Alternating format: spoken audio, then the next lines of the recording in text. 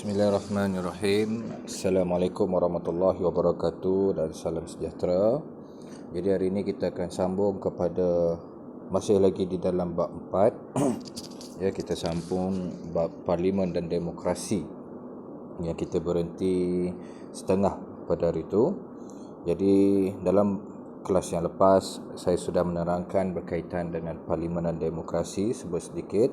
Ya, apa itu doktrin pengasingan kuasa. Kemudian kita masuk juga kepada parlimen, ya, fungsi parlimen, apakah fungsi parlimen kepada negara kita. Kemudian kita lihat juga kepada keistimewaan parlimen. Hari ini kita akan masuk kepada komponen parlimen. Komponen parlimen ini terbahagi kepada 3, iaitu yang di-Pertuan Agong, Dewan Rakyat dan juga Dewan Negara. Jadi kita akan masuk satu persatu. Kita akan lihat apakah peranan komponen-komponen ini di dalam parlimen. Yang pertama sekali kita akan masuk kepada yang di-Pertuan Agong. Yang di-Pertuan Agong adalah Ketua Negara Malaysia. Semua perlu tahu yang mana Ketua Negara dan Ketua Kerajaan adalah 2 individu dan 2 jawatan yang berbeza. Ketua Negara dipegang oleh yang di-Pertuan Agong, manakala untuk Ketua Kerajaan dipimpin oleh Yang Berhormat Perdana Menteri. Yang di-Pertuan Agong bukan eksekutif sebenar. Ya, eksekutif ini bermaksud ataupun merujuk kepada kementerian. Jadi yang di-Pertuan Agong bukanlah eksekutif yang sebenar kerana baginda tidak boleh masuk campur secara terus dalam urusan kerajaan, kecuali perlantikan Perdana Menteri bersama dengan ahli-ahli kabinet yang lain. Yang di-Pertuan Agong juga merupakan ketua agama Islam bagi negeri baginda. Begitu juga dengan negeri-negeri yang tidak mempunyai raja di dalam negara kita, yakni Pulau Pinang, Sabah, Sarawak, Labuan dan juga Kuala Lumpur. Perlantikan yang di-Pertuan Agong. Yang pertama, semestinya yang di-Pertuan Agong itu perlulah lelaki yang berdarah keturunan raja. Yang di-Pertuan Agong tidak boleh datang daripada golongan-golongan lain selain daripada golongan raja. Dilantik dalam kalangan 9 orang sultan atau raja Melayu. Ya, dalam negara kita ini cuma ada 9 orang raja sahaja mewakili 9 negeri, iaitu di Negeri Sembilan, Selangor, Perak, Perlis, Terengganu, Kedah, Kelantan, Pahang dan juga Johor. 9 raja-raja ini akan ada giliran, kemudian mereka akan dilantik sebagai yang di-Pertuan Agong. Giliran boleh dipercepatkan dengan sebab, ya. Jadi giliran untuk menjadi yang di-Pertuan Agong adalah dalam tempoh 5 tahun sekali. Adakah yang di-Pertuan Agong ini dipilih oleh rakyat? Adakah rakyat mengundi untuk memilih yang di-Pertuan Agong? Tidak. Giliran pelantikan yang di-Pertuan Agong telah disusun sebelum kita mencapai kemerdekaan lagi. Telah disusun siapa yang akan menjadi yang pertama, kedua sehinggalah yang ke-9 dan mengikut susur jalur yang telah ditetapkan.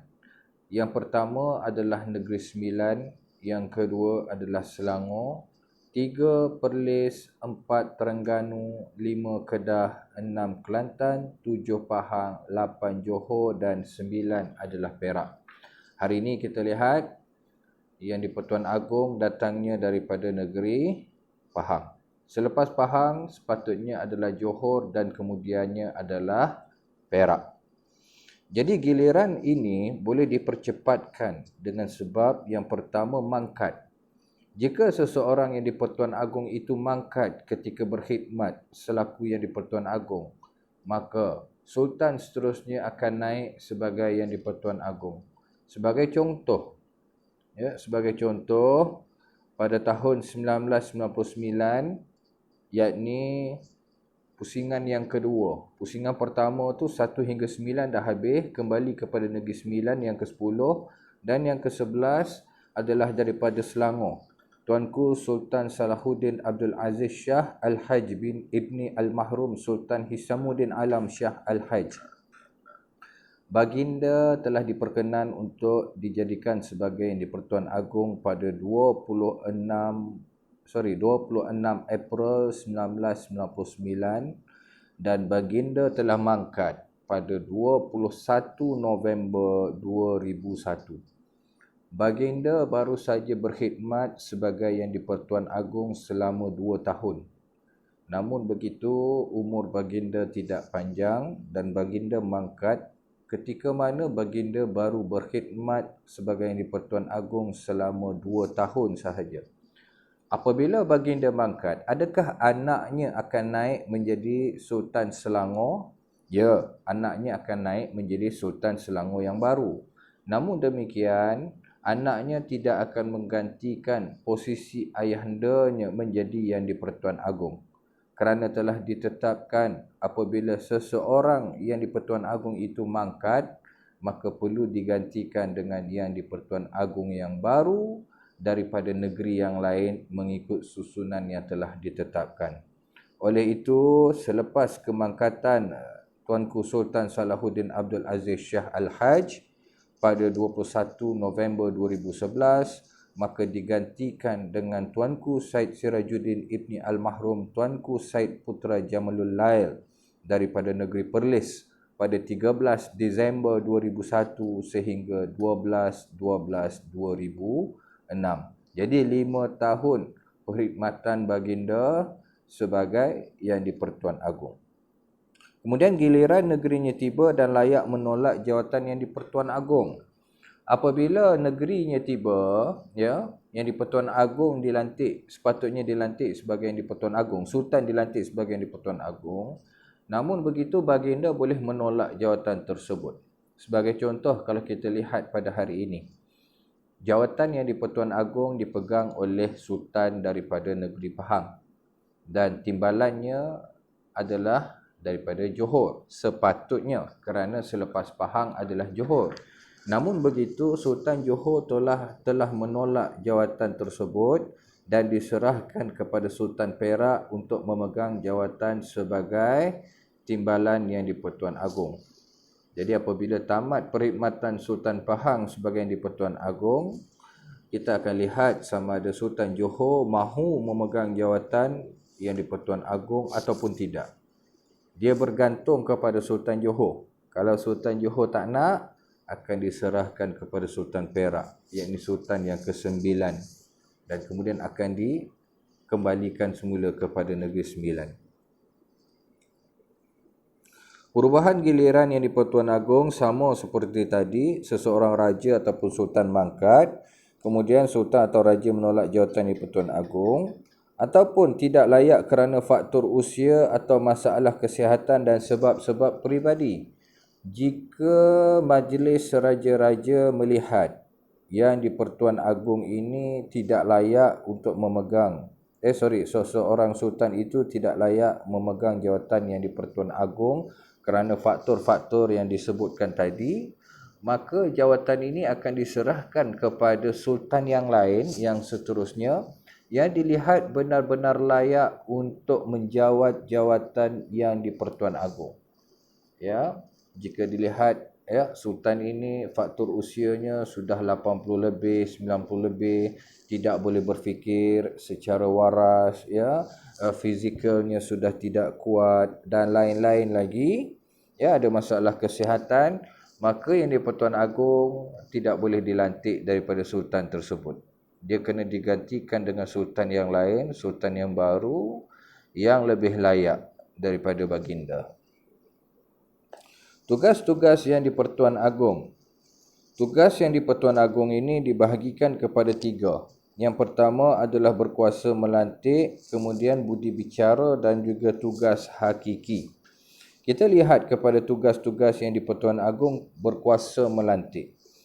Ya, hakim-hakim Mahkamah Persekutuan dan Mahkamah Tinggi dalam sistem kehakiman kita dipecahkan kepada 3, iaitu Mahkamah Atasan, Mahkamah Rendah dan Mahkamah Khas. Di Mahkamah Atasan kita ada Mahkamah Persekutuan, iaitu mahkamah yang paling tinggi dalam negara kita, diikuti dengan Mahkamah Rayuan dan juga Mahkamah Tinggi. Hakim-hakim daripada Mahkamah Persekutuan dan juga hakim daripada Mahkamah Tinggi ini dilantik oleh Yang di-Pertuan Agong.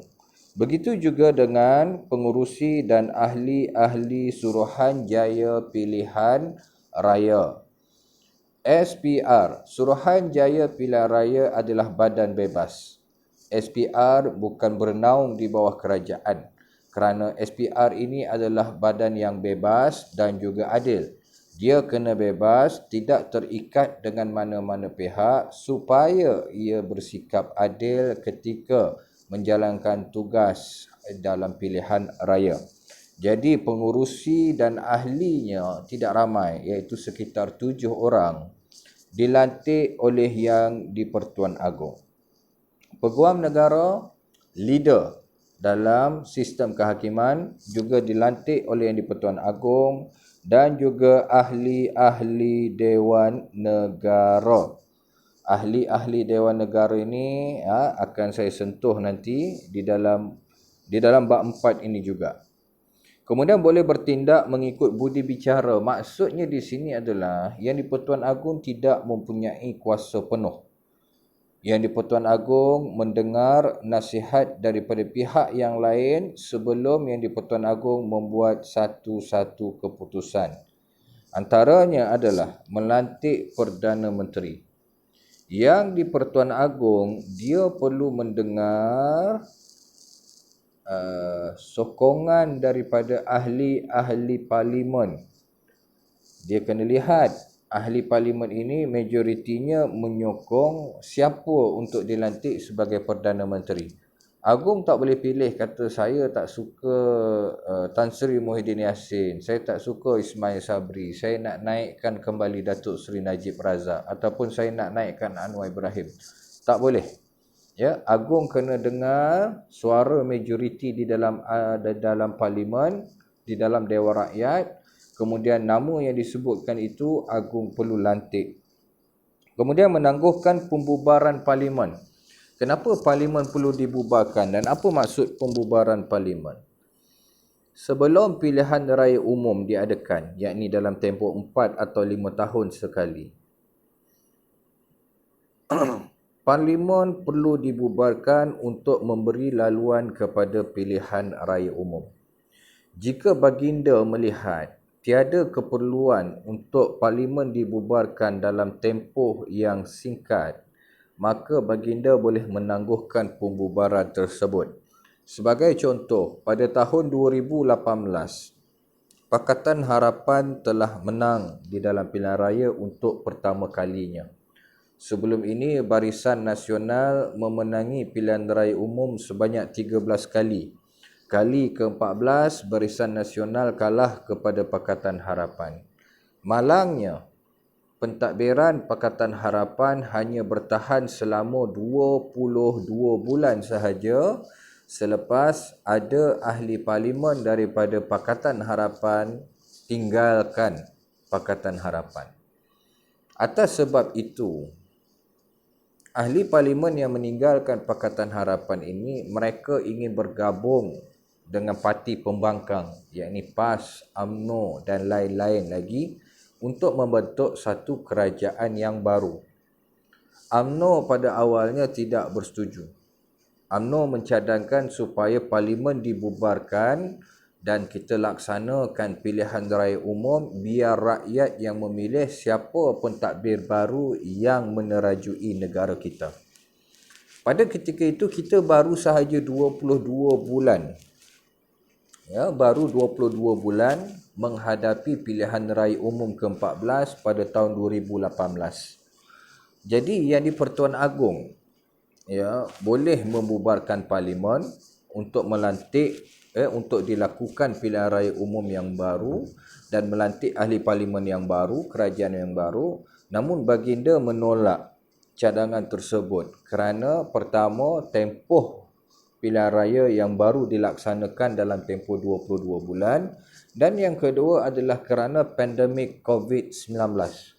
Bagi mengekang penyebaran pandemik COVID-19 ini, maka Yang di-Pertuan Agong menyatakan alasan kenapa baginda tidak mahu membubarkan parlimen. Ya, Jadi ini kuasa budi bicara yang di-Pertuan Agong. Kemudian memanggil mesyuarat majlis raja-raja, yang di-Pertuan Agong boleh memanggil semua raja-raja yang ada untuk diadakan mesyuarat dan hal-hal lain mengikut perlembagaan yang telah ditetapkan. Baik, tugas hakiki yang di-Pertuan Agong. Pertama, pemerintah tertinggi Angkatan Tentera Malaysia. Tak kiralah tentera laut, tentera darat, tentera udara. Semuanya ketuanya adalah yang di-Pertuan Agong.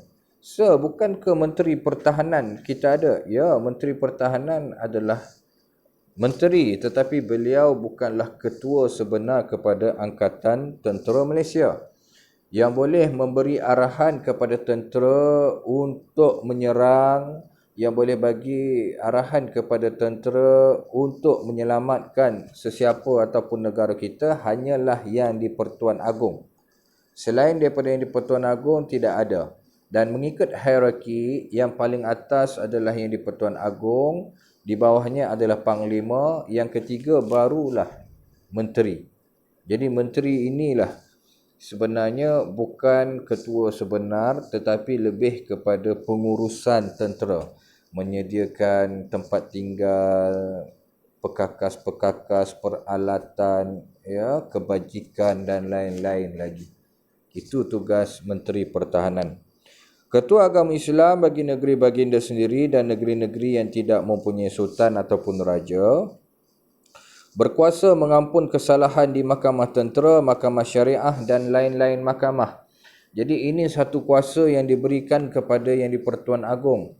Jika baginda merasakan seseorang itu boleh diampunkan, maka baginda boleh memberi pengampunan.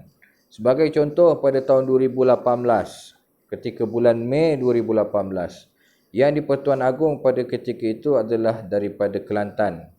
Baginda telah memberi pengampunan kepada Datuk Seri Anwar Ibrahim.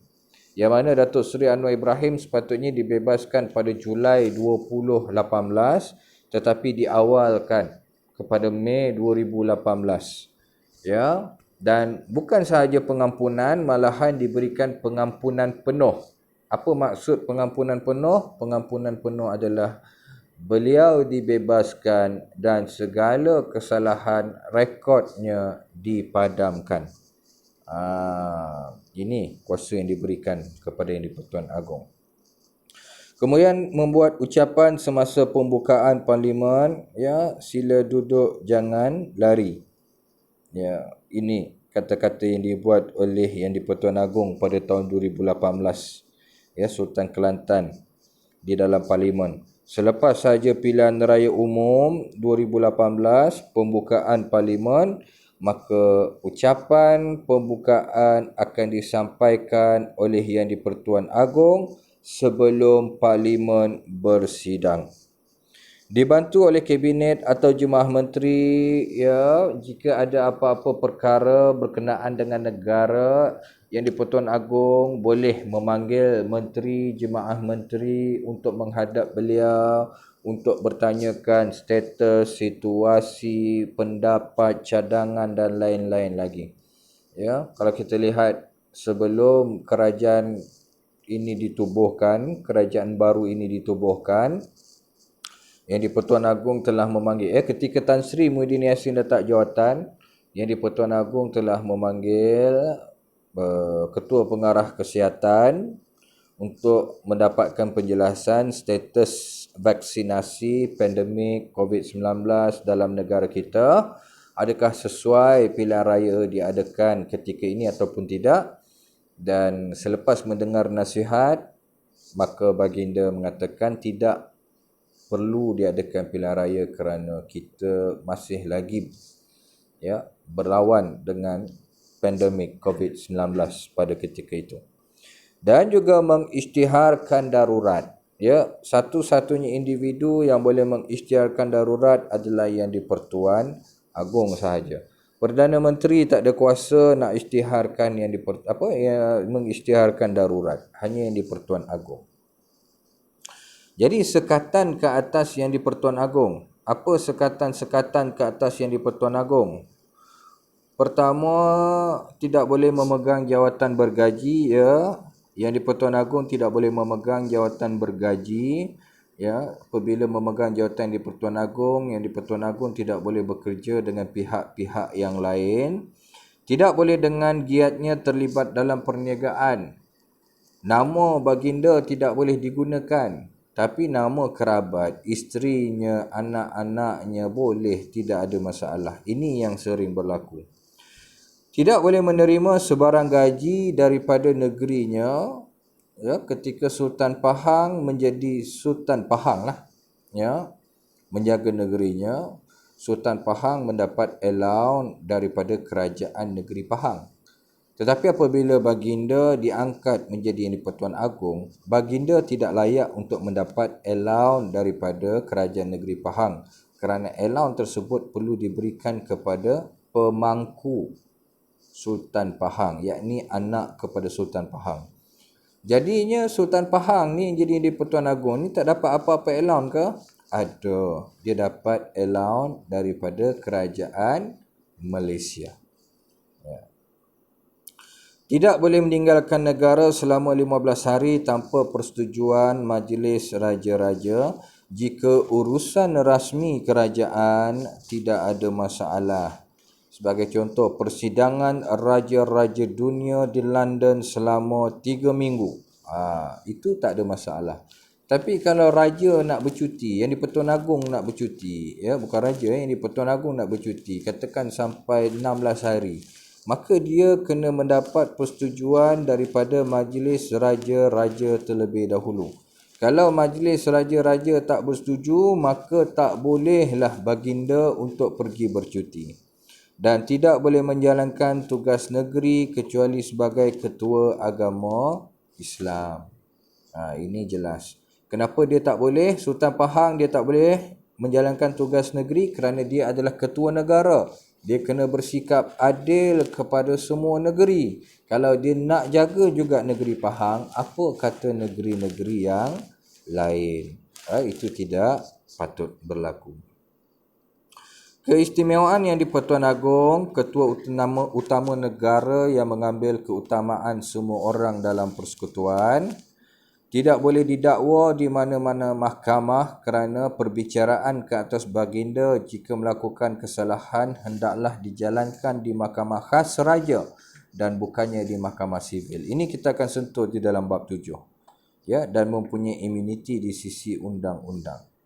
Manakala Majlis Raja-Raja memilih Yang di-Pertuan Agong dan juga timbalan, meskipun telah ditetapkan giliran siapa yang akan menjadi Yang di-Pertuan Agong, siapa yang akan menjadi timbalan, namun seperti saya katakan tadi, ya, ada kelayakan yang ditolak jika Yang di-Pertuan Agong yang baru nanti tidak layak menjadi Yang di-Pertuan Agong. Ya, atas faktor usia, kesihatan dan lain-lain lagi. Memberi pendapat tentang adat istiadat agama Islam, menentukan perkara tentang polisi negara dan memberi nasihat tentang undang-undang dan pelantikan mana-mana jawatan. Jadi saya berhenti sampai di sini, ya. Yang di-Pertuan Agong sahaja. Nanti kita akan masuk kepada Dewan Rakyat, peranan ahli Dewan Rakyat, hilang kelayakan, Dewan Negara, apa perbezaan dan juga kaedah menggubal undang-undang. Ini saya akan masukkan dalam kelas sejam nanti videonya. Jadi sekiranya ada sebarang persoalan, boleh diajukan terus kepada saya. InsyaAllah saya akan menjawab persoalan-persoalan ini. Jadi saya sekali lagi nak ingatkan, hari Jumaat ini akan diadakan midterm. Saya harap semua bersedia, ya. Jadi itu saja, saya akhiri dengan wabillahi taufiq wal hidayah. Wassalamualaikum warahmatullahi wabarakatuh. Terima kasih.